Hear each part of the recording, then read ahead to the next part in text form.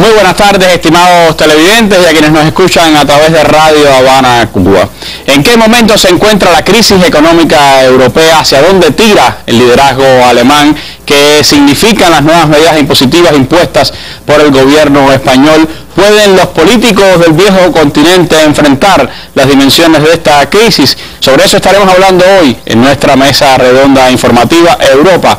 Crisis económica, ¿pueden con ella los políticos? En la que me estarán acompañando acá en el panel los colegas Elsa Claro, periodista y analista de temas internacionales, especialmente los relacionados con Europa, el doctor Ernesto Domínguez, analista del Centro de Estudios Hemisféricos y sobre Estados Unidos, y también Cristina Escobar, periodista del Sistema Informativo de la Televisión Cubana. Como es habitual, siguiendo las noticias en Internet, estará con nosotros esta tarde Aixa Evia, vicepresidenta de la Unión de Periodistas de Cuba. Con ellos estaremos analizando el contexto actual de la situación europea y algunas de sus particularidades en el ámbito político y social.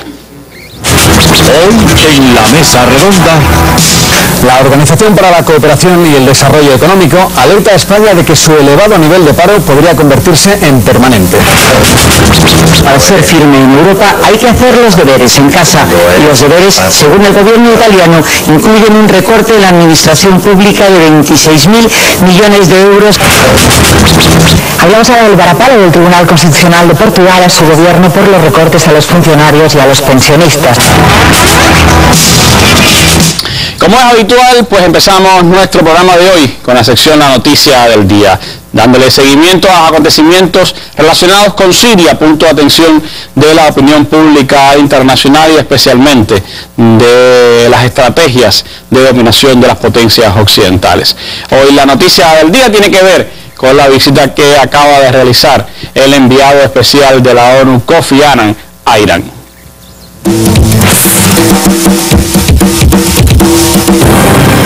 El enviado especial de la ONU para Siria, Kofi Annan, se encuentra de visita en Irán para buscar apoyo a su iniciativa de paz para la nación árabe. El funcionario trae una nueva propuesta que incluye la formación de un gobierno transitorio con representantes de la oposición y del gobierno del presidente Bashar al-Assad. Por su parte, Irán ha insistido en que al-Assad debe encabezar el programa de reformas para Siria, condenado a los grupos armados opositores que siguen azotando al país. Como muchos de ustedes sabrán, vengo de Siria, donde he tenido discusiones sinceras con el presidente al-Assad. Y vengo aquí, junto al ministro Saleh, a buscar el apoyo y la cooperación de Irán en mis esfuerzos para resolver el conflicto sirio por medios pacíficos. Bueno, esa era la noticia del día de hoy, esta visita de Annan a Irán. Las agencias internacionales están señalando desde Damasco, según AFP, que el emisario internacional Kofi Annan advirtió este martes que el conflicto interno de Siria podría extenderse en la región durante una gira por Irán que también incluirá a Irak, en la que busca sumar apoyos a su plan de paz. El lunes, Annan se reunió en Damasco con el presidente sirio Bashar al-Assad, con el que acordó un nuevo enfoque que presentará a los rebeldes para poner fin al conflicto. Annan reconoció hace varios días, dice este cable, que por el momento su misión pacificadora fue un fracaso, pero ha persistido en sus esfuerzos viajando después de Damasco a Irán, firme aliado de Siria, donde este martes se entrevistó, como veíamos en las informaciones, con el canciller Ali Akbar Salehi. Salehi aseguró que Irán forma parte de la solución a la crisis siria y saludó la imparcialidad del mediador de la ONU y de la Liga Árabe. Durante su visita a Teherán, Kofi Annan advirtió el riesgo de que la crisis siria escape a todo control y se extienda a la región, y defendió la idea de que Irán pueda tener un papel positivo. Sin embargo, Estados Unidos ha declarado hoy que rechaza que Irán pueda jugar un papel positivo en la crisis siria. Según la agencia EFE desde Washington, el gobierno norteamericano rechazó hoy que Irán pueda jugar un papel positivo para resolver la crisis en Siria y volvió a expresar su escepticismo acerca de la voluntad del presidente de ese país, Bashar al-Assad, para cumplir los compromisos del plan de paz. No creo que nadie pueda argumentar de manera seria que Irán ha tenido un impacto positivo en la evolución de la situación en Siria. es nuestro punto de vista, indicó el portavoz de la Casa Blanca, Jay Carney, a los periodistas que viajaron en el Air Force One a Iowa, donde el presidente Barack Obama participó en varios actos electorales. Las declaraciones de Carney se produjeron después de que Irán ofreciera hoy su ayuda al mediador de la ONU y la Liga Árabe para Siria, Kofi Annan, en la búsqueda de una solución negociada al conflicto en ese país árabe, y advirtiera que una decisión errónea puede causar una catástrofe en la región. Irán, buscando desempeñar un papel positivo en este contexto, Estados Unidos negando esa posibilidad, pero el mediador de la ONU y de la Liga Árabe, Kofi Annan, ha advertido que los países de la región tienen que participar de un proceso de paz en Siria, porque un conflicto en esa nación árabe puede extenderse al resto de la región. Momento sin dudas crucial lo que se está viviendo allí en Siria, en medio de la puja de las grandes potencias occidentales por imponer su voluntad y la oposición férrea que ha encontrado hasta ahora esos propósitos de China y Rusia como miembros permanentes del Consejo de Seguridad. Noticia del día, con lo que comenzamos nuestra mirada hacia el viejo continente de Europa, la crisis económica que vive esa región y el papel que juegan los políticos en medio de ese contexto.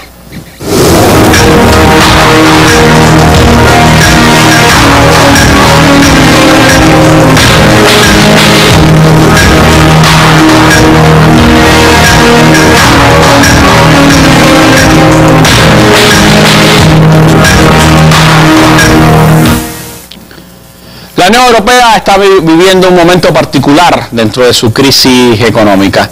Las protestas de diversas índoles que vienen desde Estados Unidos por la reacción, según el presidente Barack Obama, lenta de Europa, pues vuelven a poner en el candelabro, o en el candelero, mejor dicho, la discusión sobre cuánto puede avanzar o no Europa en una solución en medio de esta crisis y cuál papel han jugado sus políticos en este contexto. Yo les propongo ver algunos materiales de lo que está ocurriendo ahora mismo en Europa para después comenzar a hablar con nuestros panelistas de la tarde de hoy. La Organización para la Cooperación y el Desarrollo Económico alerta a España de que su elevado nivel de paro podría convertirse en permanente. Según sus previsiones, el año que viene, 1 de cada 4 españoles estará sin trabajo. La tasa de desempleo subirá hasta el 25,3% y seguirá siendo la mayor de los países desarrollados. La media en los países ricos se sitúa en mayo en el 8%, un total de 48 millones de parados. A la OCDE le preocupa especialmente el paro juvenil, que en España supera el 50%, y el de larga duración, y atribuye el alto paro en nuestro país a la burbuja inmobiliaria. A un lado de la carretera, esperando, los 160 mineros de Asturias y Castilla y León. Al otro, los casi 50 de Aragón. Después de 19 días y muchos kilómetros, ya están juntas las columnas de la marcha del carbón. Y emocionante esta situación, por eso es el abrazo y todo. El acta del encuentro ha sido muy bonito, muy emotivo. Los compañeros que están allí, que llevan 40 y pico días encerrados, y bueno, pensando en ellos también. Duro, muy duro. Por separado y juntos, el objetivo, dicen, es el mismo, que no se recorten las ayudas al carbón. Sí, que hay que hacer las cosas, no hay que hacerlas, que eso no está ya firmado, ya hace mucho tiempo y no puedo hacer lo que me manda. Mis hijos viven en Mequinenza, quiero que vivan en Mequinenza, que sigan viviendo en Mequinenza y que tengan un futuro. A la manifestación de mañana se sumarán familiares, amigos y compañeros, como estos mineros de Ariño, en Teruel, que han salido a la superficie después de 3 semanas de encierro. Apenas estarán unas horas en casa. Piden que vayamos a la manifestación y ahí estaremos. A seguir la lucha. Hay que ir con toda fuerza, con toda la lucha que se pueda y contra más gente mejor. ¡Estas son las mujeres del carbón! Así han mostrado su apoyo a los trabajadores del carbón por las calles de León. Y en Mieres, Asturias, concentraciones de apoyo. Los sindicatos calculan que los recortes pueden afectar a más de 40.000 personas y exigen al gobierno que negocie. UGT y comisiones arroparán mañana a los mineros en una manifestación que esperan sea masiva. Bueno, este es un ejemplo de lo que está ocurriendo en España, pero así se pudieran presentar noticias de diversas partes de Europa. ¿En qué momento podemos considerar que está, Elsa, la crisis europea? ¿Cómo se están dando las principales manifestaciones, pudiéramos decir, a escala continental de esta crisis económica? A mí me parece que está en un muy mal momento. y un muy mal momento en primer término debido a que hay un grupo de países con un tremendo freno, unos que comienzan el freno económico y otros a los cuales se le agudiza o están en el segundo momento de recesión económica, como es el propio caso de España. Esas imágenes que estábamos mirando ahora se asemejan mucho a la de otros tiempos idos, tiempos que se pensó que no iban a repetirse en la humanidad, pero que por desdicha están transcurriendo. Eso lo recordamos en novelas, en determinada literatura que reflejaba etapas económicas del mundo que se pensaron que no iban a repetirse, pero que, repito, están ocurriendo de verdad. Entonces tenemos por un lado ese frenaje económico que incluye hasta la que hasta este momento ha sido la locomotora europea, que es Alemania, el país más grande, de mayor población, de mayor techo económico, etcétera. Pero ya también se comienza a sentir en Alemania una ralentización que, si no es de momento muy importante, sí es un síntoma de que no es inmune a la enfermedad que está padeciendo el resto del continente. Es la peor noticia que pueden recibir griegos, españoles, italianos que supuestamente están en condiciones peores para enfrentar la crisis, ¿no? Exactamente, aunque también al mismo tiempo yo calculo que desde esas posiciones, o sea, desde Grecia, desde Italia, desde España, Portugal, Irlanda, en fin, el grupo de Letonia, incluso Lituania, el grupo de países que la están pasando peor y que se han tenido que acoger a los apretones y al modelo, a la fórmula dictada desde Alemania, deben estar pensando, por un lado, que si a Alemania le pasa algo parecido a lo que ellos están atravesando, peor será también para ellos, pero al mismo tiempo tienen que alegrarse en el sentido de que en términos generales no se quiere esa imposición que está haciendo Alemania. Entonces tenemos eso, la ralentización económica en un grupo de países, incluye en ese grupo otro gran país como es el Reino Unido, que también tiene una doble recesión, ha entrado en un segundo momento recesivo, y es de gran importancia porque hasta el momento se habla, en los términos estos divulgativos bastante manipulados, de la crisis de la zona euro. Sin embargo, Gran Bretaña no está en la zona euro, sigue manteniendo su moneda, tiene su banco central, puede emitir moneda y puede bajar o subir las tasas de interés. Sin embargo, en Gran Bretaña estamos viendo una cantidad de conflictos tremendo. Dentro del sistema financiero, por ejemplo, está el famoso problema de Barclays, el mayor de los bancos británicos, que está envuelto en el escándalo provocado cuando se descubre que la tasa LIBOR es una tasa que se establece a partir de una consulta diaria que se hace con 17 bancos, y consiste en lo siguiente: unos a otros se preguntan, bueno, ¿cuál sería tu tasa de interés si necesitas dinero o si vas a dar dinero? Bueno, esa tasa se infló a conveniencia de determinados sectores financieros. Y ese escándalo ha obligado al gobierno de David Cameron a establecer una comisión que investigue, y en este momento hay más de una decena de bancos que están siendo investigados, porque esto es un problema que afecta no solo al Reino Unido, sino al mundo, porque todo esto está sumamente imbricado. El sistema financiero mundial puede verse afectado por este fenómeno. Es decir, que aquellas causas supuestas, porque sabemos que la crisis es sistémica, pero aquellas causas supuestas que llevaron a esta crisis, que procedían de esos juegos sucios de la banca, no han sido rectificados, se siguen manifestando. Por supuesto que no.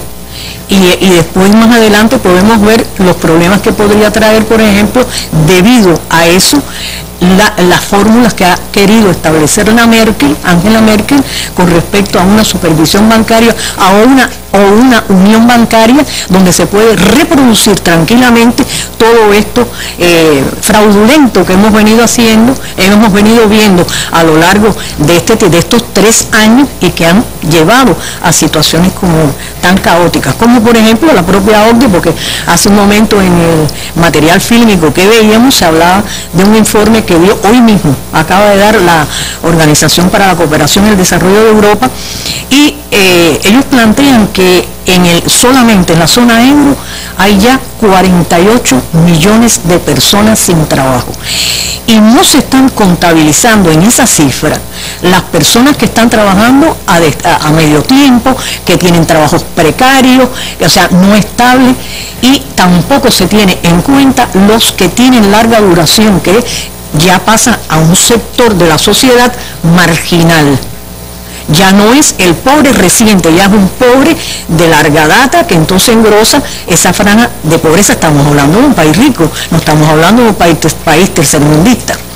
Entonces, señalo esto para que se vea cómo se manipula la información referida a la crisis que se está atravesando. Vemos un país como Gran Bretaña, que no está dentro de la zona euro y que tiene problemas similares, no iguales, pero sí similares a los que se están enfrentando fuera de esa zona euro, y no solamente en la periferia, es decir, en los países que ya ingresaron en la Unión Europea con un nivel económico inferior al que tenían otros países. Sino en los demás desarrollos. Ahora me llama particularmente la atención, Cristina, este hecho de que se repita 4 años después, en el caso de Europa, esta llamada crisis bancaria, que vuelva a tener una resonancia a escala de la crisis en toda Europa. ¿Cómo tú ves este panorama? ¿Qué impacto está teniendo realmente en la situación económica del continente en general?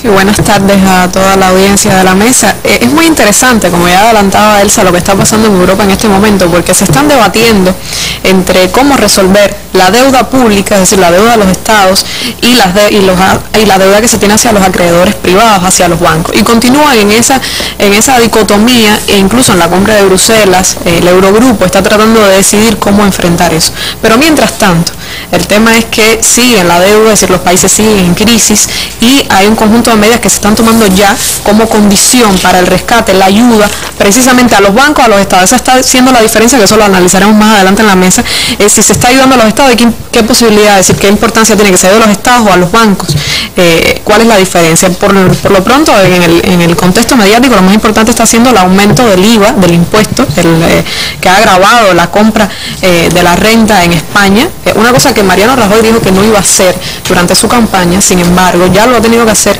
a cambio de una recapitalización de sus bancos que están en crisis, sobre todo el Bankia, y ya la Unión, es decir, el Eurogrupo se ha puesto de acuerdo en que efectivamente le van a aprobar un rescate inicial de unos 30.000 millones de dólares con un máximo de 100.000 millones de dólares. Todavía no se ponen de acuerdo sobre cómo lo van a hacer, si al Estado o directamente a los bancos, porque, como decía Elsa, la principal condición es que para que sea a los bancos debe haber un supervisor a nivel de Unión Europea que esté constantemente vigilando cuáles son las políticas financieras e incluso económicas. Eso es algo que todavía no se ha aprobado, pero que está en discusión. Y además, esto que ha hecho Rajoy no es solamente el IVA, sino que también ha hecho otras medidas de tipo social, ha aumentado la jornada laboral de los trabajadores públicos, lo cual también tiene un impacto en la sociedad española. Estamos hablando de que, como decía ese informe del Organismo de Cooperación de Desarrollo de Europa, en España el desempleo es del 24,5%, lo que significa que hay 5,6 millones de personas sin empleo, y además los pronósticos no son buenos. Ya lo decía, en 2013 deben ser alrededor del 25%. Pero no solamente es este tema, no será. Ya Rajoy, en los 6 meses que lleva en la Moncloa, ha hecho varias cosas. Ya ha hecho 2 reformas financieras, ya ha recortado lo que tiene que ver con los presupuestos de salud, lo que tiene que ver con los presupuestos de educación, y además hizo una gran reforma laboral que abarató los despidos, lo cual ocasionó una huelga general en España. Recordemos las noticias. Por supuesto, a los eslabones más críticos, más débiles de la Unión Europea se une, además de España, Grecia, que podríamos decir que es uno de los más débiles. Continúa en recesión por 5º año consecutivo, y además tiene un nuevo récord de desempleo con un 20,6%. Es decir, es otro país que continúa en estas circunstancias ahogado de su economía, contraída su economía por políticas de austeridad dirigidas a supuestamente crear un equilibrio interno financiero a cambio de que Europa le dé rescates de tipo financiero también, pero que generan más deuda pública y no resuelven el problema, ya que al contraer la economía, al no crear empleo, pues las personas no consumen, que al final es el principal motor impulsor del sistema capitalista.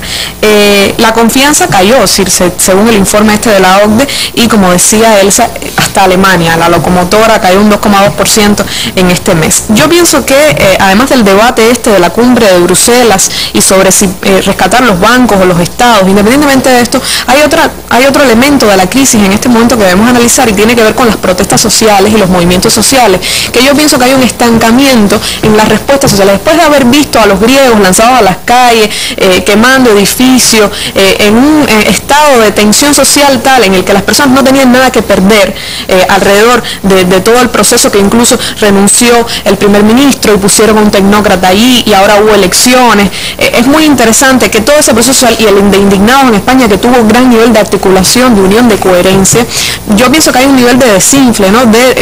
Menos entusiasmo en este sentido, que es un proceso que también hay que valorar, porque es como un proceso de desgaste, donde quizás las masas sociales, las más afectadas, porque aparentemente son los culpables de todo esto, son los generadores de estos gastos, como si fuese el Eurogrupo quien produjera el dinero que tiene la Europa, cuando no es así, no son ellos, no es la Merkel, no es François Hollande, sino son la gente, los ciudadanos europeos los que producen los fondos, el dinero, la productividad de la que goza Europa. Sin embargo, son los que están pagando esto, y estos movimientos sociales de personas que no tienen nada que perder, de personas que están descontentos con el futuro y la incertidumbre, y los jóvenes, como se decía en esa noticia, tienen un gran nivel de incertidumbre. Sin embargo, hay un detenimiento de los procesos de movimientos sociales que es interesante también, por un proceso de desgaste, de descreimiento hacia las clases políticas y de desconfianza hacia que haya una solución en las élites políticas y a los niveles gubernamentales. Ese es un tema realmente interesante, lo que está ocurriendo cuando se multiplica la crisis, o al menos eso es lo que parece palparse, pues no se multiplica en igual dimensión el movimiento social que con fuerza creció primero en España o en Grecia, después en España, y que ha tenido también manifestaciones en el propio Reino Unido, en otros países europeos. Pero tú coincides con esa apreciación, Ernesto, de que la crisis, lejos de irse solucionando, se está profundizando en Europa y se va extendiendo más allá de la eurozona. Buenas tardes, buenas noches, para todos, para empezar. Lo cierto es que cuando se enfoca el problema de la crisis, y si estamos hablando en términos de crisis, lo primero es saber de qué estamos hablando, ¿no? Si estamos hablando de la crisis, hay muchas maneras de mirarla. Un primer problema que tenemos cuando abordamos estas cosas es qué es lo que se está diciendo cuando se está hablando de crisis, como hace un momentito. Desde el punto de vista de la economía, si se está hablando de crisis económica, que yo desde el primer día que he hablado sobre este tema digo que ojalá fuera una crisis económica lo que estuviéramos viendo, ¿no? Sería mucho más sencillo de resolver. Es una crisis estructural, sistémica, con todo, y poner a mi criterio, ¿no? Porque detrás de esto hay una diversidad de criterios al respecto. Pero desde el punto de vista de los economistas hay también diversas maneras de abordarlo, pero normalmente el modelo europeo, el modelo británico de definición de cuál es un momento de recesión o no, depende únicamente de que exista 2 trimestres consecutivos de contracción del Producto Interno Bruto. Quiere decir, en términos generales, 2 trimestres consecutivos, a 6 meses de contracción de la actividad económica. En este sentido, hablando de la zona euro y de la Unión Europea en general, quizás pudiera hablarse de una ralentización, como decía hace un momento, una ralentización de la actividad económica en algunos escenarios específicos, algunos países, con episodios de recesión por haberse cumplido con este criterio de un par de trimestres consecutivos de decrecimiento, e incluso en algunos casos, caso griego, por supuesto, caso Portugal, países entonces que no han salido en ningún momento de esa recesión. En este sentido tenemos esta diversidad de situaciones que cuando lo englobamos todos dentro de ese paquete que es la Unión Europea y dentro de ella la zona euro o el Eurogrupo, como quiera llamarse, estamos hablando entonces de un escenario donde lo que se está dando, lo fundamental, es una acumulación de síntomas que anuncian una nueva caída en general como bloque de la economía europea, y que, de acuerdo con los estudios que se han hecho de las dinámicas de crisis, teniendo en cuenta los antecedentes históricos, sobre todo la gran crisis de los años 30, la crisis de los años 70, las grandes crisis estructurales, estamos posiblemente en presencia del inicio de lo que pudiera llamarse la segunda zambullida o la segunda caída, que es una de las maneras en que se ha manejado el famoso modelo W de doble caída de las crisis, que realmente pueden ser más de 2, pueden ser 2 con diferentes profundidades, puede haber muchas variantes, porque al final, con todo que los economistas a veces pretendan que la economía no es una ciencia exacta, aunque tenga muchos números, entonces ahí interviene una multiplicidad de factores en este sentido. Si vamos a hablar entonces, ¿cuál es la situación europea? para mí está en ese instante, lo cual me hace pensar, y esto es en gran medida puramente especulativo, que en los próximos meses veremos un deterioro de los principales indicadores económicos, específicamente económicos, y cuando sumamos a esto los indicadores de tipo social, la estabilidad del sistema político, las problemáticas desde el punto de vista de la percepción ciudadana y la reacción ciudadana de ese movimiento, o sea, el nivel de legitimación de todo el sistema en su conjunto, e incluso la manera de entender y abordar la crisis, tanto a niveles académicos como a niveles de élite política, como a nivel del ciudadano medio, se aprecia que no existe un instrumental, ya sea teórico en el caso, digamos, de los más altos niveles académicos, ni siquiera un instrumental de conocimiento popular de qué cosa realmente es esta crisis y cómo enfrentarla de manera generalizada, sobre todo entre los sectores que de hecho están dirigiendo Europa. Y el impacto que va teniendo esta segunda caída, pudiéramos llamarla así, sigue siendo fundamental en los países de la llamada periferia europea, es decir, estamos hablando de los que llegaron después, como Grecia, España o quizás Italia, que de alguna manera pues tuvo en la primera caída también un impacto significativo. Más allá de cuando llegó uno u otro presupuesto, estamos hablando que evidentemente los impactos más profundos se están percibiendo en los países más débiles, los países de economía más débiles, aunque por supuesto este tema de economías nacionales, países más o menos fuertes económicamente, está muy matizado por la integración que existe entre las distintas economías, que además es uno de los factores que hace que los efectos que se perciben en un escenario concreto después se extiendan al resto del sistema, que aprovecho para decir, nos lleva a pensar también que la economía norteamericana, que no lo estamos tratando aquí, pero que evidentemente está completamente interconectada con esta, va a experimentar los mismos efectos a mediano o largo plazo, bueno, realmente a corto o mediano plazo. De hecho lo estaba esperando, porque casi todos los discursos del presidente Obama en los últimos tiempos ha intentado echar un poco la culpa a la ralentización de la economía norteamericana a lo que está ocurriendo en Europa. Y al revés, donde se originó el problema fue en Estados Unidos.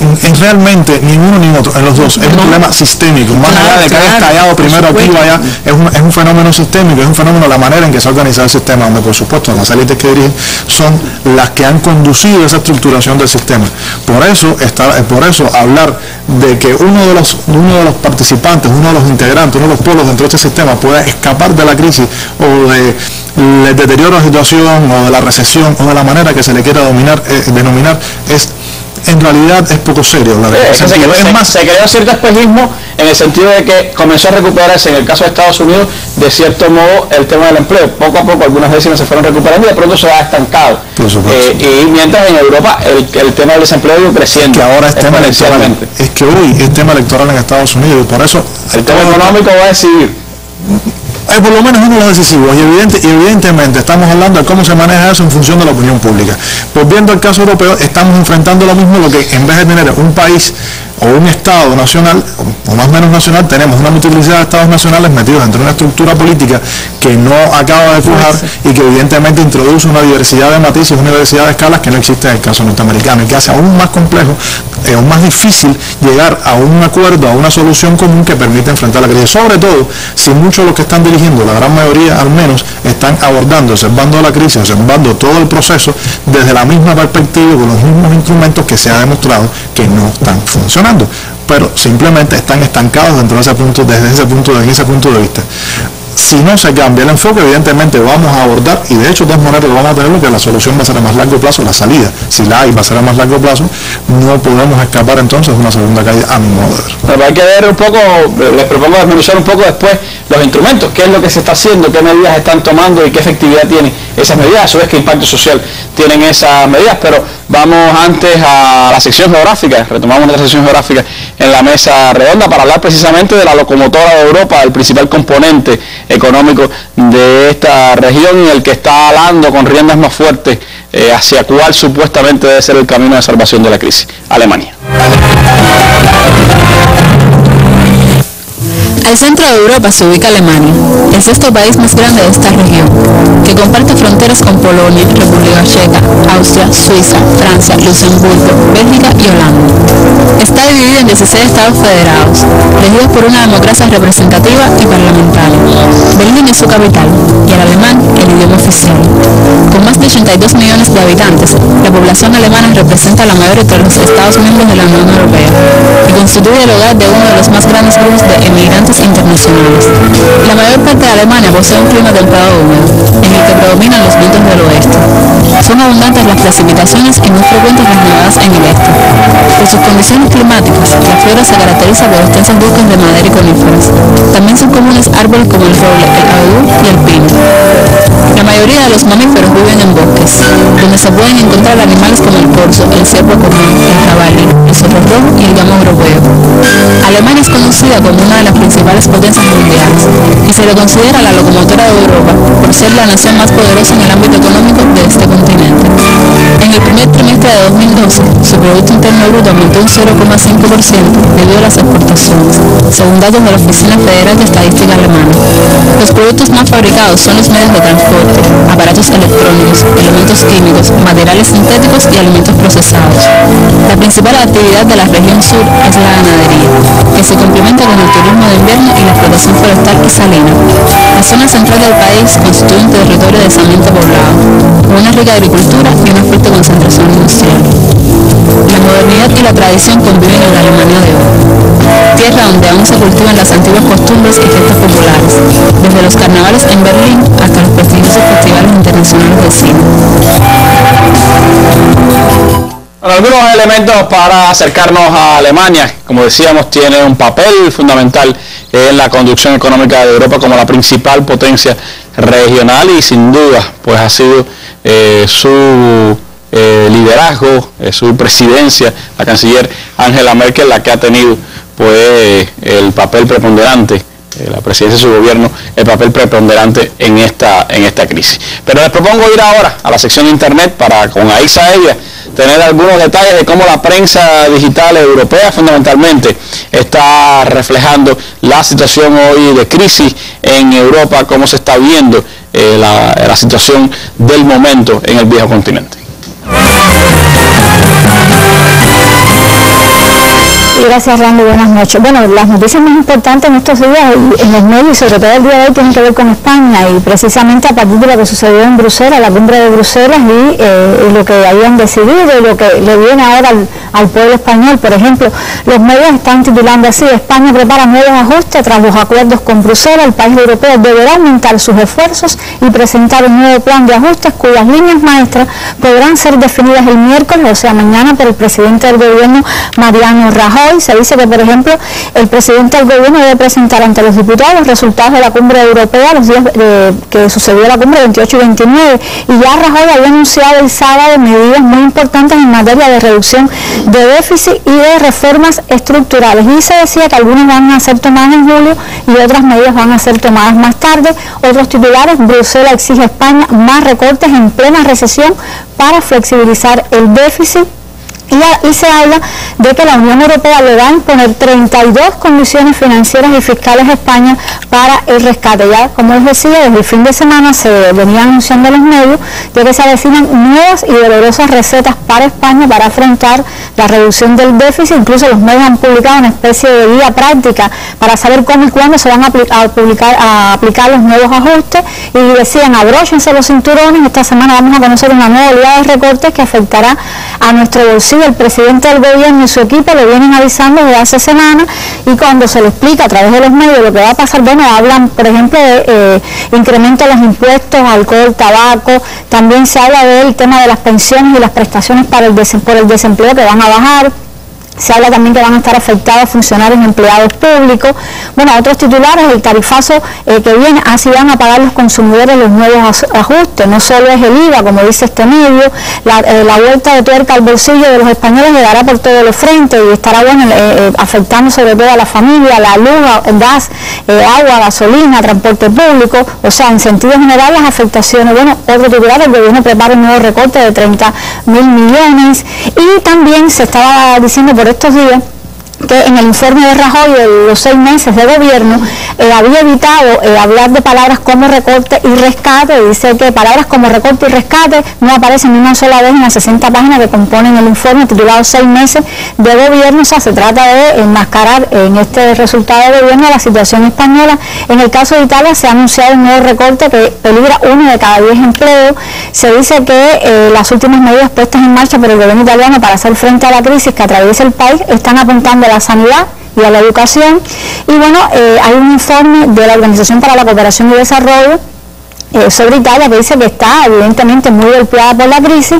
En el Parlamento griego se le ha dado por estos días luz verde a las privatizaciones, otra de las noticias. Y Randy, algo de lo que ha estado saliendo mucho por estos días a propósito de la cumbre de Bruselas es la figura de Merkel, de la canciller Merkel, porque por una parte se dice que es amada en Alemania y odiada afuera.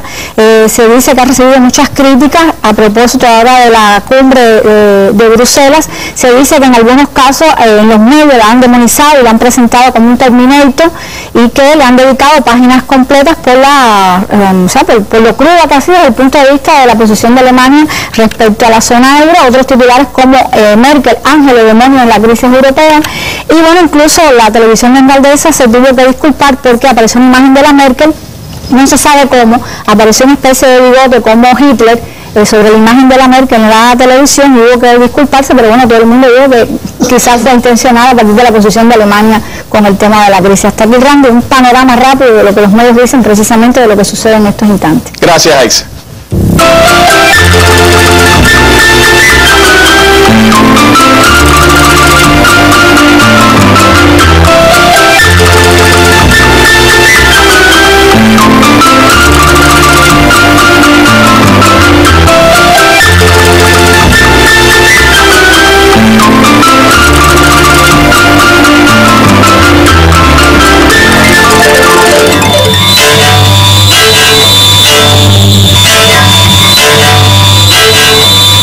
Próximamente en la mesa redonda, Deudocracia, un documental de 74 minutos que analiza la aguda crisis que vive Grecia. Los entramados de corrupción y manejo irresponsable de las finanzas y los efectos sociales de la deuda odiosa aparecen reflejados en este testimonio fílmico realizado por un grupo de jóvenes periodistas griegos. Si desea acercarse a la realidad de crisis que hoy vive casi toda Europa, no deje de ver este documental próximamente en la mesa redonda.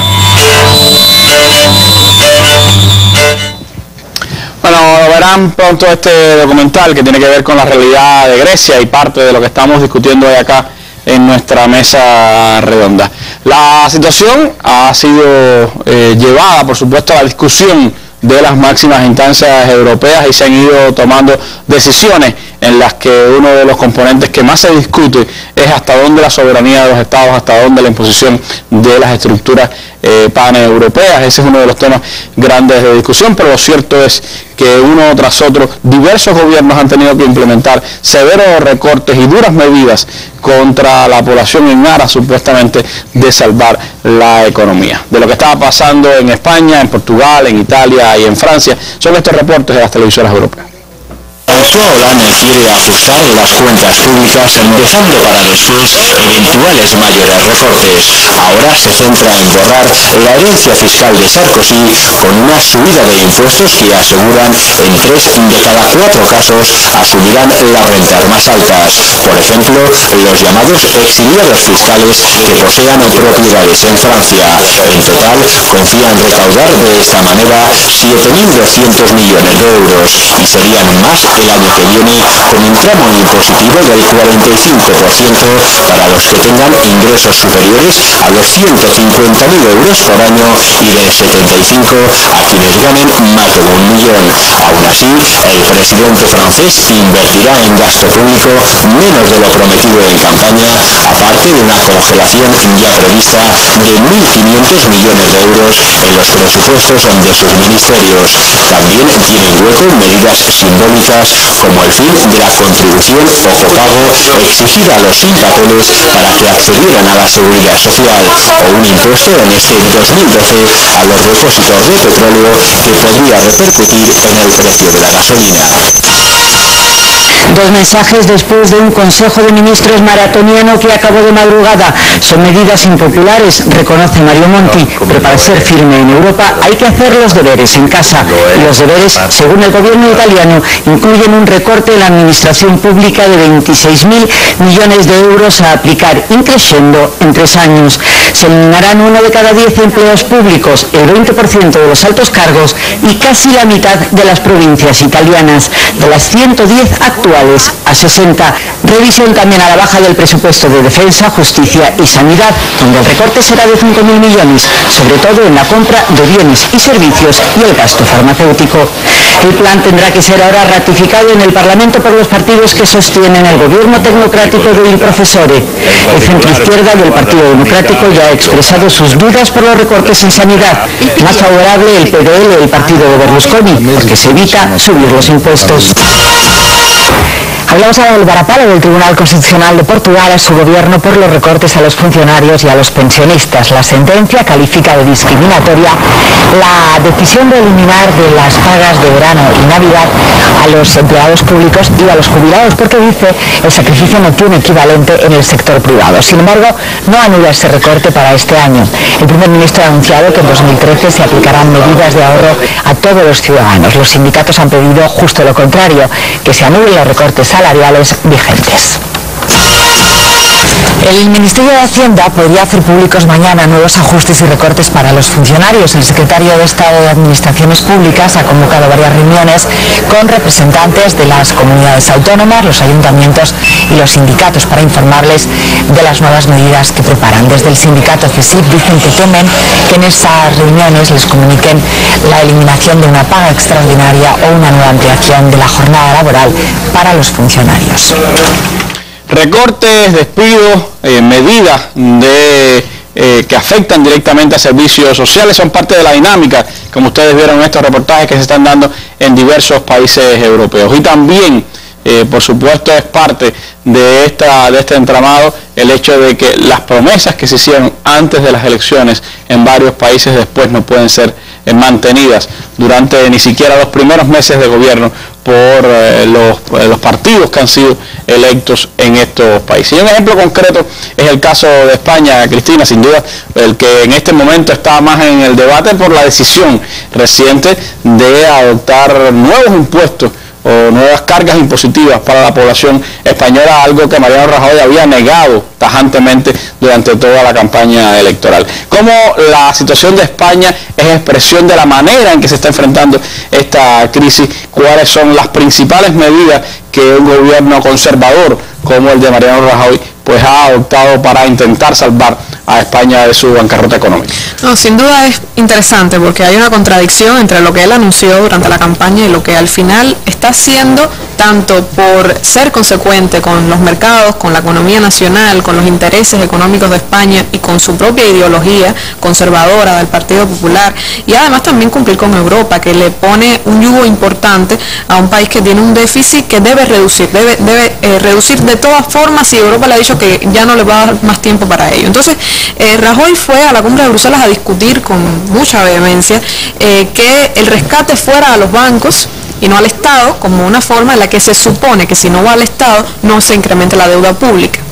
Pero eso solamente sería posible a través de un mecanismo europeo de estabilidad, que es una entidad que supuestamente se va a crear, pero que todavía está en ciernes, teniendo en cuenta que para que los fondos provengan de este mecanismo debe haber un supervisor europeo, es decir, a nivel de unión, que esté pendiente del movimiento financiero de los bancos españoles. Es una cosa que no se ha aprobado. Se supone que se apruebe porque en el Congreso español tienen mayoría, pero es una cosa que todavía está en discusión. Mientras tanto, el rescate va a ser de la forma clásica.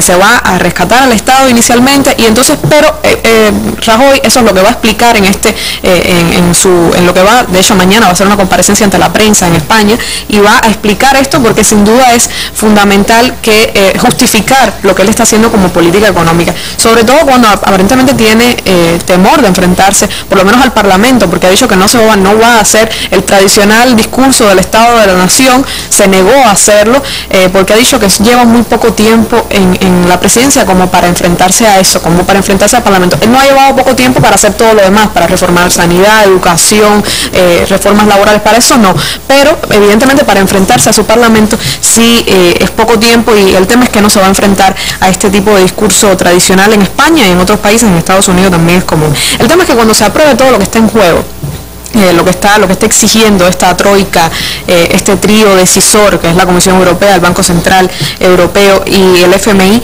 ellos tutelarán, es decir, lo que tiene que ver con este mecanismo europeo, todo esto que él está tratando de defender, sobre todo por el tema de que no se agrave el Estado sino los bancos.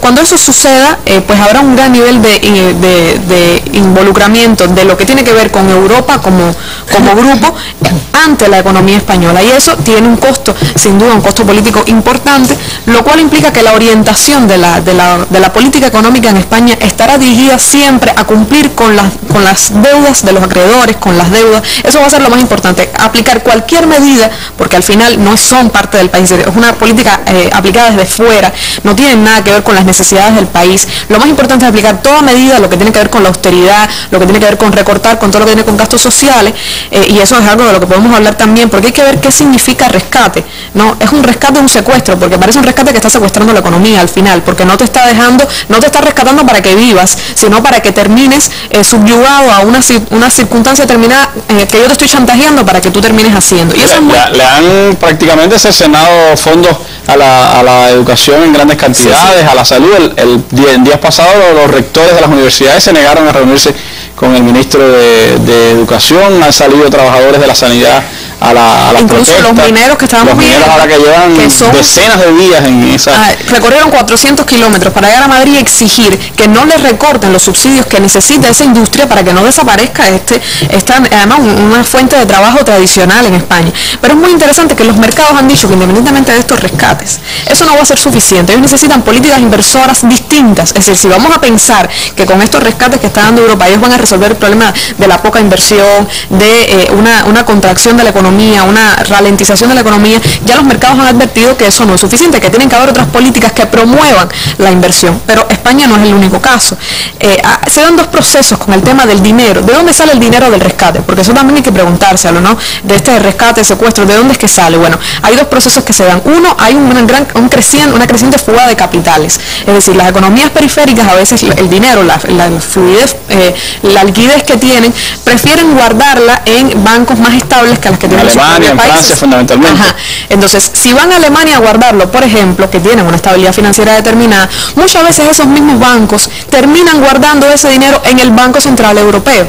Y esos mismos fondos son los que terminan rescatando a los países. Entonces hay un círculo vicioso en el que evidentemente ese dinero no lo produce, como decía antes, el Eurogrupo en sí mismo, ¿no? Sino que es un dinero que está partiendo de las propias economías periféricas. Eso por un lado. Y por el otro es la cantidad de dinero que gastan los contribuyentes europeos en sentido general en pagarlas, es decir, los intereses. Más allá de las deudas, los intereses. Por ejemplo, en Francia se gastan 50.000 millones de euros anuales solamente en intereses. ¿Qué significa eso? Es decir, se está gastando más en Francia, se gasta más en pagar estos intereses de la deuda que en la educación, por ejemplo. Entonces, también hay que preguntarse de dónde están partiendo esos fondos, qué significa la austeridad, y como ya decíamos, desde el punto de vista social, yo he hecho esta explicación desde el mercado, desde el punto de vista social, para la vida de la gente, esto es nefasto. Es decir, eso implica desempleo, eso implica una reducción de los empleadores públicos, eso implica una reducción de las empresas y una contracción de esas empresas, del trabajo de esas empresas, lo que implica que ellas contraten menos y que paguen menos además, y además un encarecimiento de la vida en sentido general. Se incrementa el IVA. También se da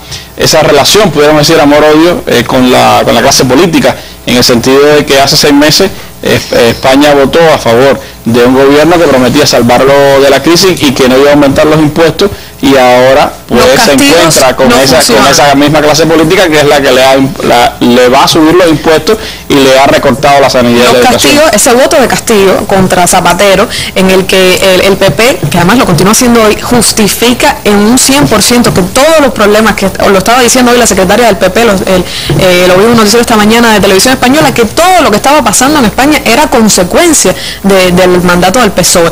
Y ellos, sin embargo, no están haciendo nada diferente de lo que exige Europa en correspondencia aliarse con el partido anterior, lo cual es muy interesante porque demuestra que, como decía Ernesto, es un problema sistémico, es un problema que trasciende a la clase política e incluso un problema que trasciende a las economías nacionales que no le encuentran, no logran darle respuesta al desequilibrio económico, financiero, a la especulación y al constante, a la subida constante de intereses. Y eso es otra cosa que quisiera dejar en el tapete. Todo el tiempo se habla de que los bancos prestan, de los prestamistas, los bancos venden dinero. Y entonces dejemos de pensar, cuando uno presta una cosa le devuelven lo mismo, pero cuando un banco te da dinero siempre hay un nivel de interés que implica que te está vendiendo dinero, y eso implica que los países mientras más se endeuden, más van a tener que pagar exponencialmente. Y eso es lo que está pasando en Uruguay. La crisis de la deuda está el tema, cuando uno ve en los medios, está alrededor de que la crisis, de que si se rescata a los estados, de que se rescata a los bancos, pero siguen en el mismo sistema, siguen en el mismo orden económico, y finalmente la gente de la calle, los trabajadores, sigue en un estado de incertidumbre, el aumento del desempleo, el aumento y el empeoramiento de la calidad de vida en sentido general. Y eso está teniendo impacto concreto en la situación económica de Europa. Estaba leyendo ahora una noticia de la agencia Reuters, sabemos que es especializada en temas económicos fundamentalmente, que desde Nueva York está reportando que el euro se desplomó el martes a mínimos en 2 años contra el dólar y podría registrar nuevas pérdidas, ya que los ministros de la zona euro no pudieron disipar los temores por la crisis de deuda y los inversionistas esperaban el veredicto de un tribunal alemán sobre el fondo de rescate de la región.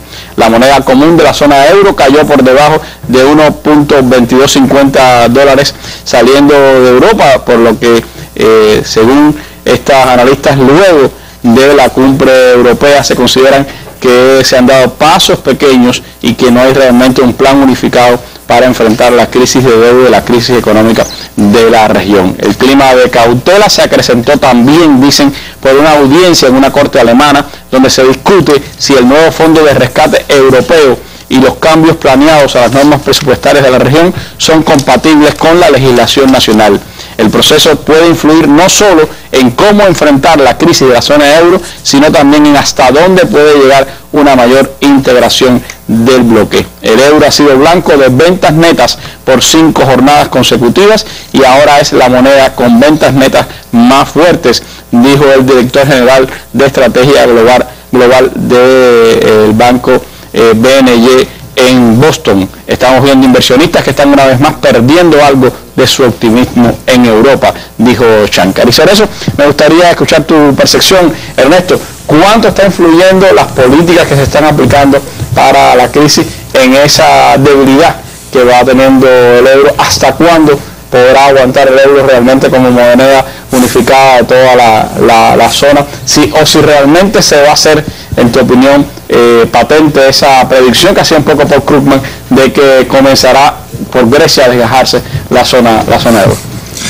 Bueno, Randy, has hecho ahí posiblemente la pregunta de los 5 millones, ponle libras esterlinas, euros, dólares, lo que tú quieras. Si se mantiene el euro o no se mantiene, en qué condiciones se mantiene y demás. Eso es una pregunta que responderán en su momento los que toman las decisiones respecto al euro, en el momento que tengan que tomar la decisión, porque no creo que ahora mismo alguien pueda dar un veredicto definitivo. Al menos han dicho que intentan salvarlo, aunque en la práctica... El problema es que estamos hablando, mira, hay un problema para empezar. Estamos hablando de 17 países, 17 estados, que hace más de una década comprometieron sus economías nacionales y sus países en todos los órdenes, políticas, socialmente, económicamente, con un proyecto de integración monetaria, que está claro hoy que ese proyecto de integración monetaria fue precipitado, por lo menos en la manera en que se dio, teniendo en cuenta la debilidad del proceso de integración política, la insuficiencia todavía de otros procesos de integración, por ejemplo en materia fiscal, que se ha debatido mucho al respecto, con la subsistencia de los conflictos entre los estados nacionales, Estado-nación en modelo clásico, que evidentemente habría que revisarlo de principio a fin, la estructura comunitaria, o lo que se puede hablar de estructuras comunitarias y por supuesto eso dentro de los marcos de una economía global. Estamos hablando de un proceso que fue costoso en su momento, que trajo cambios significativos en todas las estructuras económicas, sociales, políticas, evidentemente, que ha creado determinados actores en el sistema europeo y que ha creado relaciones de poder dentro del sistema europeo, que salir de eso hoy es extremadamente difícil y sin duda extremadamente costoso en todos los términos, en términos políticos, en términos económicos, en términos sociales. Por tanto, pienso que la tendencia dentro de Europa debe ser precisamente a sostener esa moneda a costa de lo que haga falta. Por supuesto, estamos hablando que desde otros escenarios, concretamente desde Estados Unidos, desde el mundo, desde el área dólar, hay una perspectiva de la problemática europea que no es igual a la que tiene el europeo que está dentro del Eurogrupo, ni siquiera de la que tiene el mundo europeo que no es Eurogrupo, porque por ejemplo, se ha hablado mucho de Gran Bretaña y que Gran Bretaña no está en la zona euro. Es cierto, Gran Bretaña no está en la zona euro, pero Gran Bretaña, el mercado británico es el mercado posiblemente más importante del euro a nivel mundial, y el hecho del colapso, suponiendo una desaparición del euro, significaría un golpe muy importante para el sistema financiero británico, para el mercado monetario británico. O sea que hay una interconexión ahí extremadamente fuerte. Dicho eso, pienso que hay por lo menos 3 escenarios posibles. Ya esto lo he dicho en otras ocasiones, pero insisto, hay por lo menos 3 escenarios posibles. Uno, el sostenimiento del euro con problemas, con compromisos, con conflictos, con nuevas crisis o con profundización de los fenómenos de crisis existentes. Hay un escenario con la posible salida de algunos y el sostenimiento entonces de un núcleo euro con las economías más estables, y un escenario de fraccionamiento del euro. Yo pienso que los 2 primeros son los más probables. El tercero no es descartable, pero pienso que es el menos probable. De todas maneras sigue siendo mi criterio. ¿Dónde está el problema? Que la acumulación de los distintos fenómenos de deuda, que aquí, más allá de la diferencia técnica entre comodato, préstamo, crédito, etcétera, etcétera, etcétera, los distintos instrumentos financieros que existen en este sentido, estamos hablando que hay un nivel de comprometimiento de todas las estructuras financieras dentro del sistema europeo, sobre todo a partir de la verticalización de este sistema con el Banco Central Europeo y la pérdida de control político sobre ese Banco Central Europeo. La inexistencia de un mecanismo perfecto, realmente establecido, coordinado, coherente y funcional de control político sobre un banco central, que además depende de la coordinación entre distintos estados en los escenarios de toma de decisiones. Funciona como banco central. No, de hecho, en realidad no se puede hablar de un banco central en el modelo tradicional, que además es un modelo europeo, donde no tenemos una autoridad política igualmente centralizada. O sea, hablar de Banco Central en ese contexto es prácticamente, más allá de las especificidades técnicas del funcionamiento específico del banco, cuando nos metemos en un escenario, en una perspectiva más amplia, estamos hablando entonces de un Banco Central, de una entidad que políticamente no existe, porque ni siquiera tiene existencia jurídica. Además, la Unión Europea como persona jurídica no tiene existencia en este sentido. Y este hecho que está ocurriendo de esa podríamos decir, reducción acelerada del valor del euro, cuánto influye en la dinámica económica de esos países, pensando por ejemplo que Alemania es netamente exportadora, es la economía principal de la es extremadamente diverso el impacto que tiene sobre las distintas economías.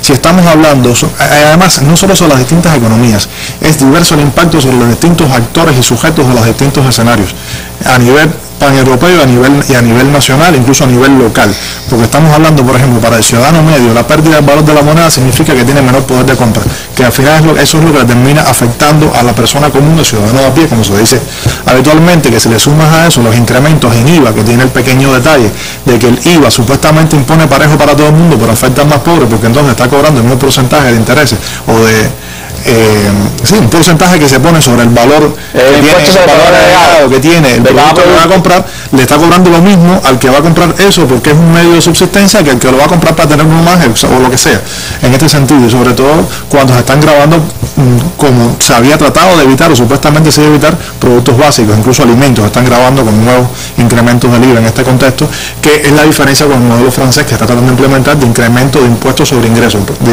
impuestos directos, impuestos indirectos, en este sentido. Pero lo más importante que hay detrás de todo eso es que el modelo de financiamiento y el modelo de funcionamiento económico en realidad no ha cambiado.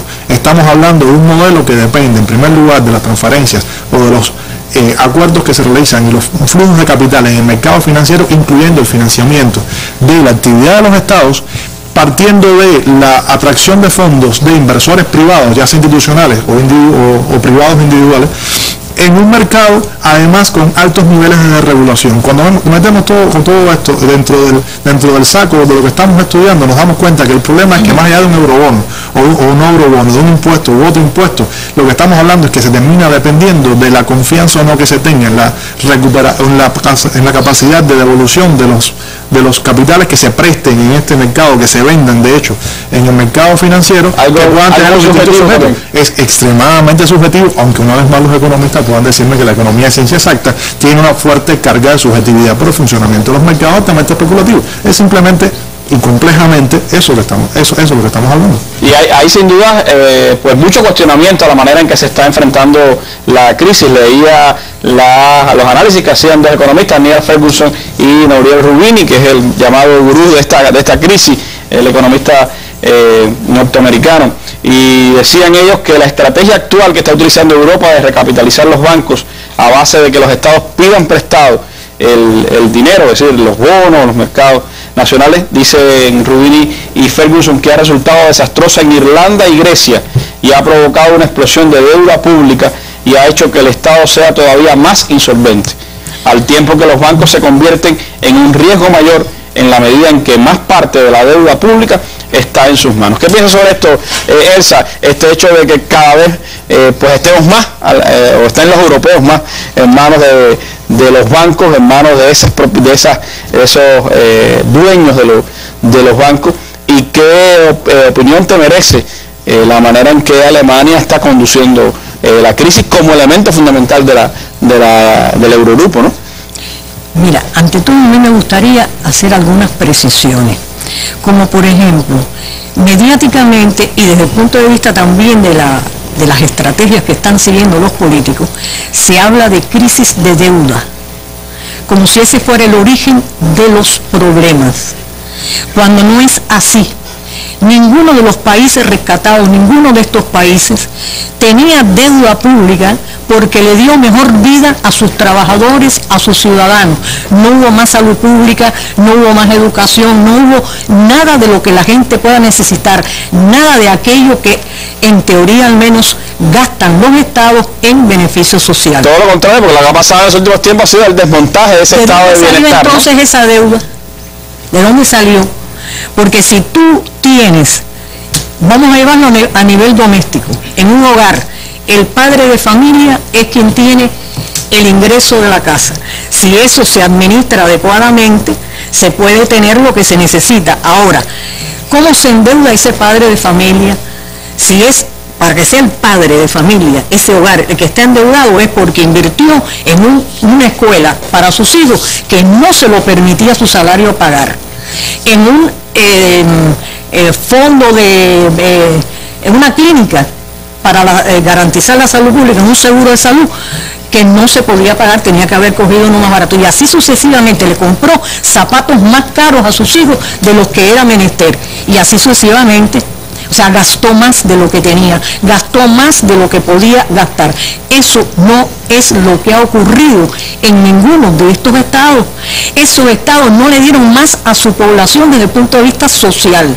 Lo que sí hicieron fue meterse como garantes de los banqueros que habían estado metiendo la pata, falsificando las cuentas en unos casos como es el de Grecia, por ejemplo, o sencillamente la gran ruleta de la cual se viene hablando hace tiempo, la gran ruleta en que se ha convertido en las finanzas del mundo. Y que cada vez están más separadas de la economía, más separadas de la economía y más separadas de las necesidades. O sea que ya vamos a partir de aquí. No es en probidad, no son deudas públicas, son deudas públicas porque salvaron a los bancos. Ahora, por ejemplo, se habla de España y de que España está luchando. Un grupo de individuos que metieron la pata hasta el fondo, pudiéramos decir, para que entonces sea el Estado y sea el pueblo que tenga que pagar esa. Estamos hablando ahora de que Rajoy está luchando porque se le dé el dinero directamente a los bancos para no comprometer ni aumentar el déficit del Estado. Pero parece que a Rajoy se le olvida que ya él le dio a Bankia una cantidad de miles de millones de euros. Ya se los dio. Ya de hecho rescató a Bankia, igual que hizo con otros bancos, pero sobre todo el más notable, Bankia. Al mismo tiempo que estaba anunciando recortes severos en la educación y en la salud. A esos que supuestamente son los que causaron la deuda pública, que no es así, por supuesto. Se le olvida esa cosa, pero además ahora en el fondo de rescate, porque no es el Banco Central Europeo el que le da a un Estado, tampoco es el fondo creado de rescate, esa es otra barbaridad. Por eso yo decía, apuntado ahorita, que no es un banco central a escala del Eurogrupo. No es un banco central, ¿por qué? Porque no le da dinero a los estados, le da dinero a los prestamistas. Y los prestamistas entonces le da ese dinero a los estados con un interés mayor que el que hubiera puesto el Banco Central Europeo. Si los intermediarios son los que en realidad se aprovechan de la crisis. Es una de las razones por las cuales Estados Unidos en cierta medida está librando mejor, porque aparte de recibir de todas partes del mundo dinero a través del dólar, o sea, beneficios a través del dólar. Es la Reserva Federal la que Reserva Federal maneja las tasas de interés, maneja la cosa de manera tal que va a beneficiarse. Y además, han establecido algunos controles. Y lo notorio de esto en el caso europeo también es que se le está dando dinero para salvar unos bancos, para que esos bancos a su vez le paguen las deudas que tienen con bancos de los grandes países de la Unión, como Francia y Alemania, ¿no? Esencialmente, que han sido los que más préstamos han dado.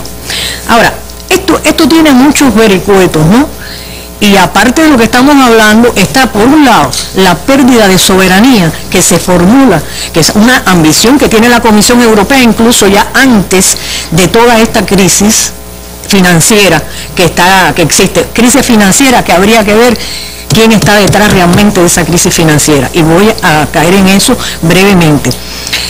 Pero tenemos que analizar, por ejemplo, tú preguntabas sobre la existencia del euro, si pervivía o no. Mira, se está dando una situación inesperada, porque se habló mucho, por ejemplo, de que Grecia podría salir del euro para resolver su problema, para estabilizar la situación de crisis que tiene. Sin embargo, por un flanco no esperado, ha aparecido un posible abandono del euro por parte de Finlandia, que dijeron, cuando ven esta situación de que se quiere, la idea de la Merkel, de que quiere hacer la unión bancaria y hipotéticamente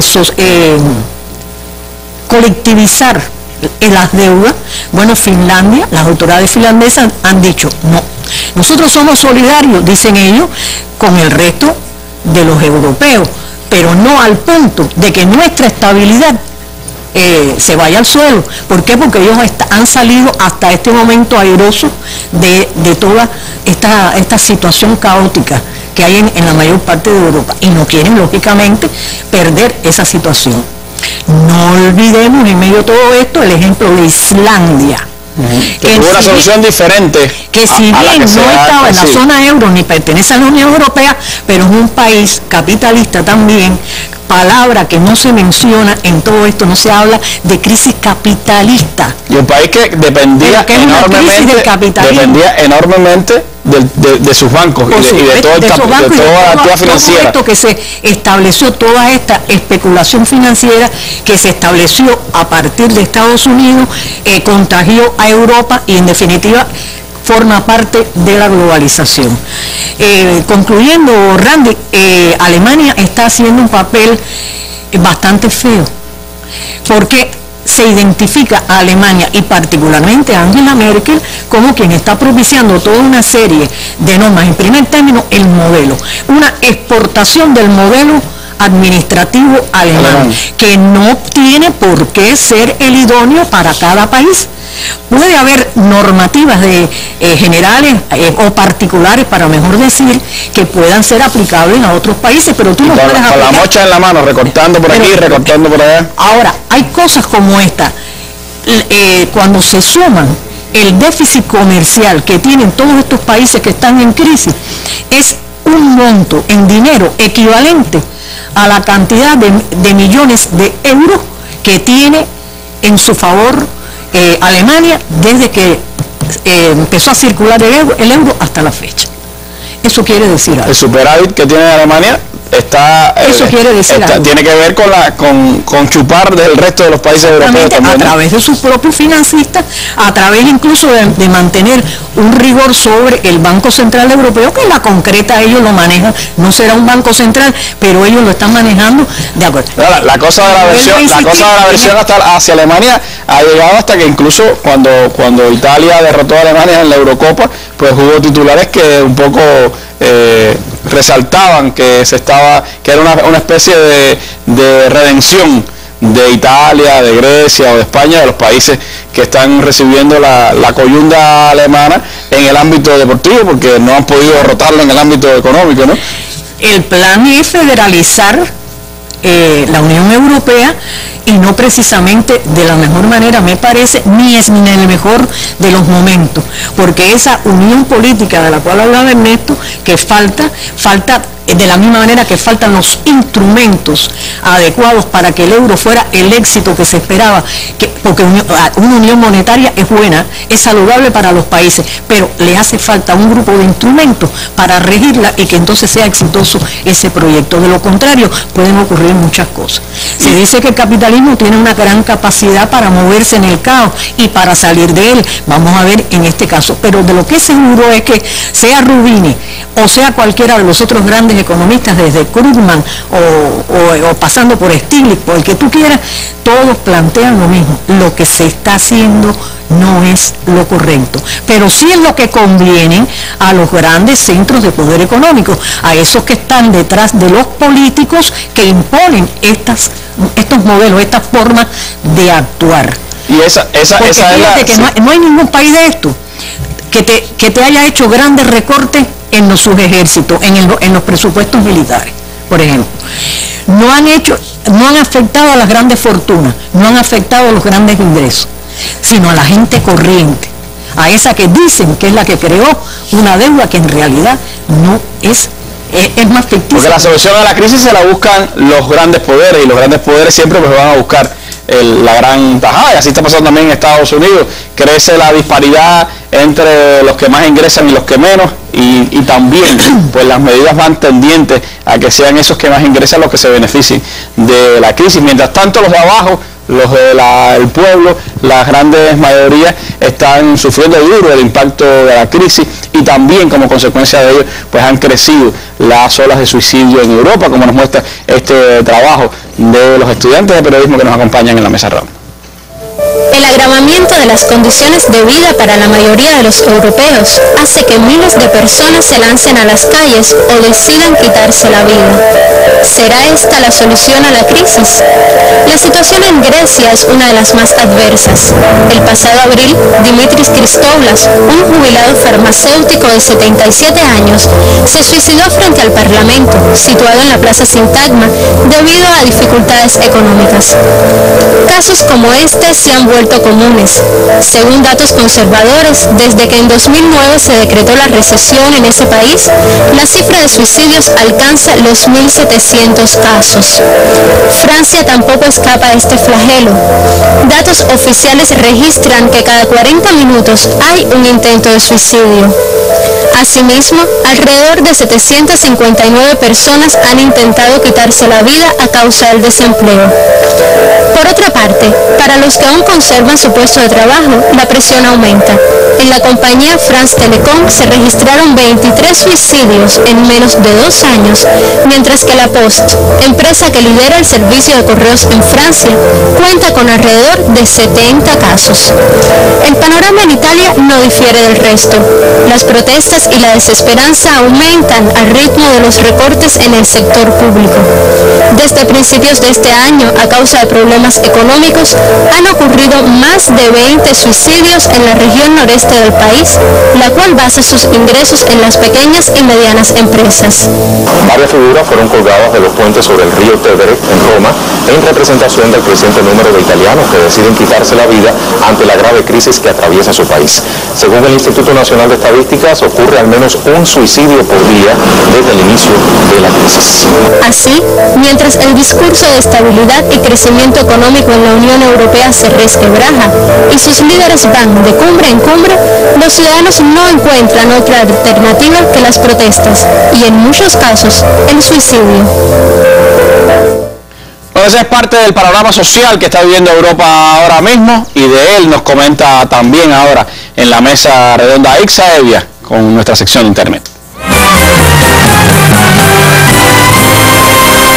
Sí, gracias, Randy. Bueno, a propósito del suicidio, en los blogs que están en internet, no en las páginas oficiales ni en los medios alternativos, encontré una información sobre el suicidio en España, donde se dice que 9 personas se quitan la vida en España cada día. ¿Y por qué no se habla de ello en los medios españoles? Bueno, según dice este blog personal, es que no se quiere reconocer que precisamente la causa del suicidio en España precisamente es la crisis, y por lo tanto de ese tema no se habla porque se trata de disfrazar la causa de este fenómeno. Bueno, una información que ha estado saliendo hoy, y es algo terrible: los hospitales británicos están acelerando la muerte de los pacientes para ahorrar dinero.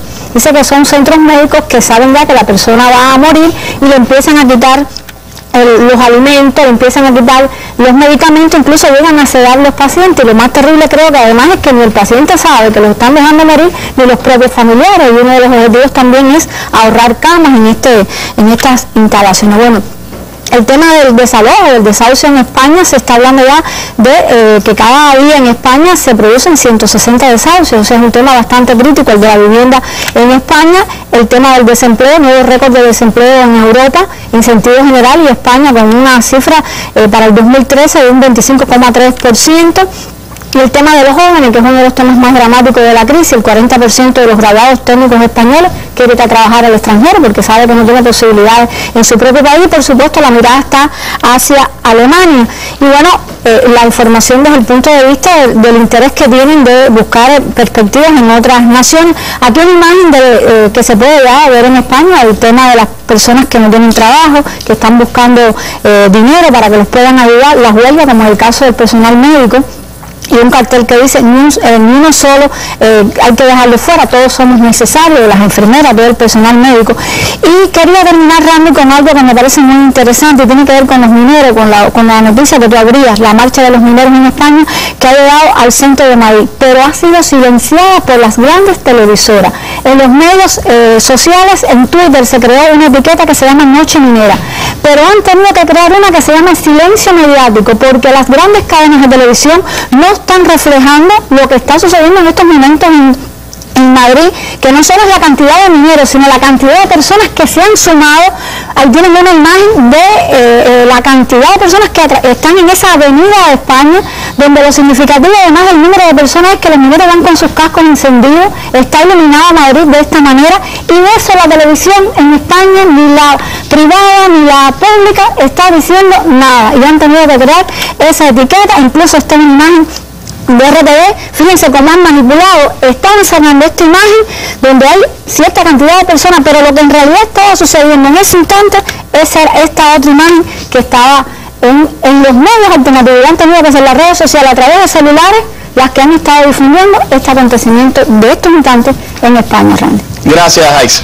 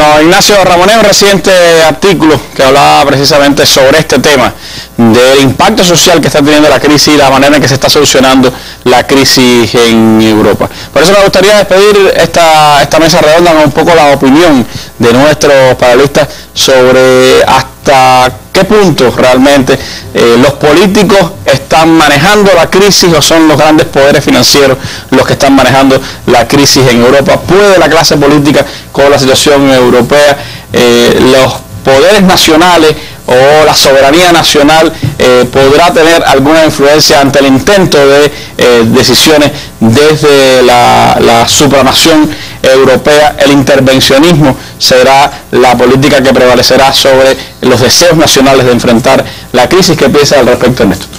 Muy breve y muy sucintamente, te diría que en realidad, si estamos hablando de quién maneja la crisis, de lo que estamos hablando en realidad es de una combinación de distintas élites de poder que se expresan en la esfera política, en la esfera económica, en las distintas esferas. No podemos hablar de que la clase política está por un lado, que las élites bancarias, financieras o de las grandes empresas de la economía real, en la medida que se puede hablar de eso de manera independiente, están aparte. No, estamos hablando de una gran sistema que es esa élite de poder, y que dentro del sistema posiblemente una de las cuotas mayores de poder que existen ahora mismo lo tienen las élites tecnocráticas, burocráticas, que de hecho son los que toman decisiones tanto en los flujos de capitales como en la implementación y a veces también en la formulación de políticas. Tienen una capacidad de decisión muy elevada, y los efectos son estos que estamos viendo, porque la percepción de esos sectores no es exactamente la que tiene el ciudadano medio, y por supuesto la opinión pública influye en la medida que pueda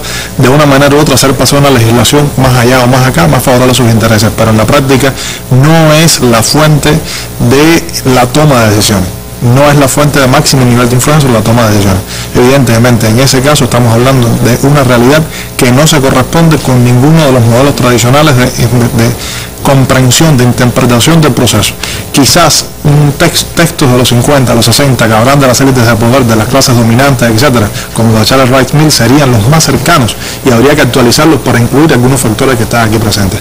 Por ahí tal vez podamos entender quién está manejando esta crisis, y si los políticos pueden o no, por supuesto que no. Esa es también una de las cosas que de cierta manera denunciaba el ahora renunciante presidente del Eurogrupo, quien decía que veía una clase política mediocre en Europa en estos instantes como para enfrentar la crisis. Pero frente a eso está esta otra realidad, como la que estamos viviendo ahora mismo Grecia, Elsa, que está rindiendo cuentas de lo que ha hecho ante la llamada troika, ante el Fondo Monetario, ante el Banco Central, ante las instituciones de estabilización europea. ¿Cuánto podrán entonces realmente los países defender su soberanía económica, su soberanía política ante esta situación de crisis en Europa? ¿Cuánto significará como modelo el hecho de que ante la crisis impongan en países como en Italia y como en Grecia a tecnócratas al frente del gobierno y no a personas elegidas directamente por los parlamentos o por las poblaciones? Ante todo, yo suscribo lo que dijo Ernesto para abreviar, ¿no? Lo que dijo Ernesto, yo creo que es el enfoque adecuado. Por un lado están como parte de los grandes centros de poder, están esos grupos financieros que son los que de verdad están moviéndolo todo. Los políticos no son más que la cara visible, y además sus representantes, igual que los tecnócratas. Pero esos tecnócratas, ¿de dónde salen? Del mismo lugar que salen ese poder financiero. Vienen de Goldman Sachs, vienen de los grandes bancos europeos. Puede parecer una festinación, pero no lo es. Cada vez que tú hablas de dónde viene fulano, en algún momento de su vida estuvo vinculado con Goldman Sachs o con otra entidad parecida, de las grandes entidades financieras a escala mundial.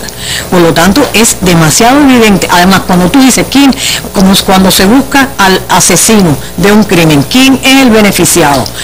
Los sectores más altos de las sociedades, de las distintas sociedades, sea aquí en Estados Unidos o sea en Europa. Bueno, por lo tanto, ¿de dónde proceden?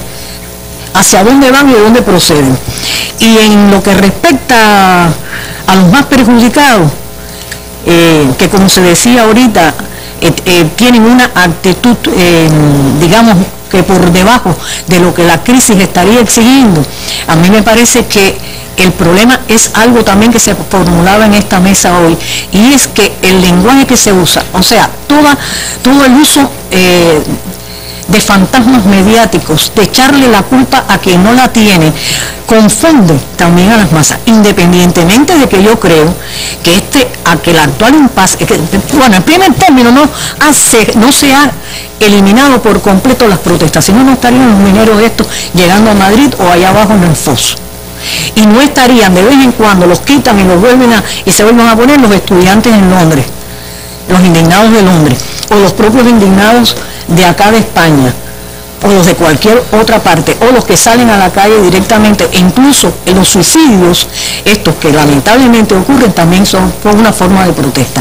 Y ahora encima, por ejemplo, hay un grupo de economistas alemanes que están en contra de la Merkel y se lo han dicho públicamente, le escribieron una carta diciendo usted está procediendo mal por esto, esto y otro. Y no quiere decir que sean economistas ni de izquierda, ni que pretendan establecer un socialismo, un comunismo, ni nada por el estilo, sino sencillamente individuos que desde el propio capitalismo y desde las ideologías conservadoras se percatan de que todo se está yendo a tales extremos que todo puede fragmentarse. ¿Qué opina Cristina?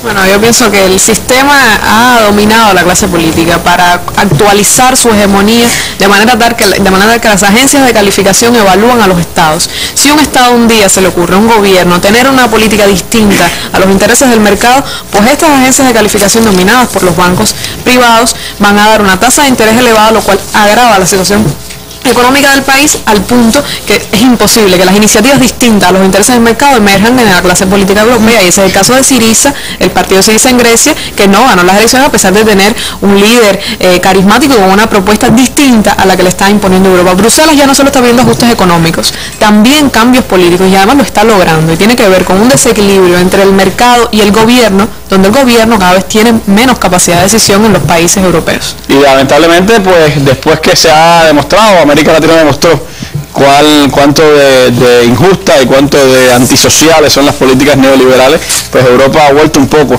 a esos viejos métodos, ¿no? Tú sabes que ante estas situaciones yo no puedo olvidar creo que fue una cumbre iberoamericana, donde Zapatero estaba dándole lecciones a los presidentes de América Latina sobre cómo debían administrar sus países. Esa imagen me viene con frecuencia a la mente, porque en realidad quienes le han dado lecciones, y muy bien dadas, son estos países que tienen una dinámica que ya quisieran. Esa es la realidad que está enfrentándose Europa, en la que lamentablemente pues el estado de bienestar se ha ido a bolina, las poblaciones están teniendo efectos tremendos con la crisis y la solución no parece a la vista. Y por supuesto lo que ocurre en Europa tiene impacto en el resto del mundo y lo tiene también en nuestra región. Les agradezco a ustedes haber estado con nosotros esta tarde en el análisis sobre la crisis europea y la respuesta de los políticos a esta crisis. A nuestros televidentes les invito mañana a estar de nuevo con nosotros en una nueva mesa redonda. Nos vamos